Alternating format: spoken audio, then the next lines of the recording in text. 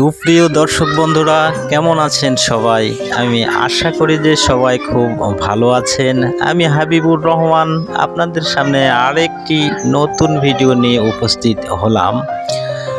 আমি আশা করি যে ভিডিওটি আপনাদের কাছে অনেক অনেক ভালো লাগবে, তাই ভিডিওটি না টেনে পুরোপুরি দেখবেন। আজকের এই ভিডিওতে আমি আপনাদেরকে দেখাতে চলেছি ফিনিশিংয়ের জন্য পানি দিয়ে ওয়াল ভেজানো, রড কাটা, সিঁড়ির ধাপ মারা এবং ফিনিশিং। একসাথে এই চারটি মূল থিংস আমি আপনাদের সামনে তুলে ধরেছি, তাই এই বিষয়গুলো আপনারা মনোযোগের সাথে দেখার চেষ্টা করবেন। একটি বিল্ডিং নির্মাণের ক্ষেত্রে রড খুবই গুরুত্বপূর্ণ একটি জিনিস বা বিষয়।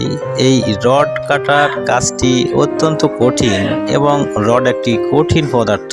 এই রডকে মেশিন দিয়ে কাটতে গেলে রড থেকে আগুন ছিটকে বের হয়। এ থেকে অবশ্যই আমরা অনুমান করতে পারি যে রড আসলেই একটি কঠিন পদার্থ এবং এটা একটি বিল্ডিং নির্মাণের ক্ষেত্রে অনেকটাই গুরুত্বপূর্ণ।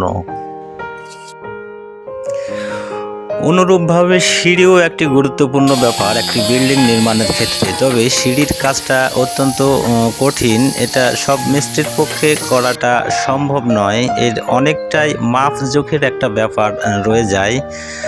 এখানে সুতোর সাহায্যে এবং মাপকাঠি বা ফিতা ধরে সিঁড়ির ধাপকে বসানো হয়, কেননা একটু এদিক ওদিক হলে ধাপকে মেলানো প্রায় অসম্ভব। একটি সিঁড়ির 9টি, 12টি, 11টি এইরকম ধরনের ধাপ হয়ে থাকে। তো এই 11টি বা 12টি ধাপকে প্রত্যেকটা সমানভাবে মেলাতে হয়, তাহলেই একটি সিঁড়ি করা সম্ভব। এবারে আমি আপনাদেরকে ফিনিশিং সম্পর্কে বলতে চাই যে ফিনিশিংয়ের কাজটি মূলত এটি ইটকে বা ইটের ওয়ালকে রক্ষা করার জন্য করা হয়ে থাকে। এছাড়াও এর আরেকটি কাজ হলো এটা সৌন্দর্য বাড়াতে সাহায্য করে।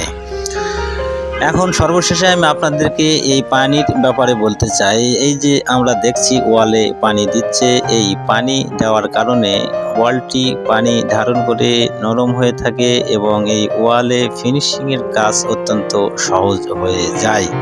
তাই দর্শক বন্ধুরা, ভিডিও যদি আপনাদের ভালো লেগে থাকে অবশ্যই চ্যানেলটির পাশে থেকে সাপোর্ট করবেন সব সময়। আল্লাহ হাফেজ।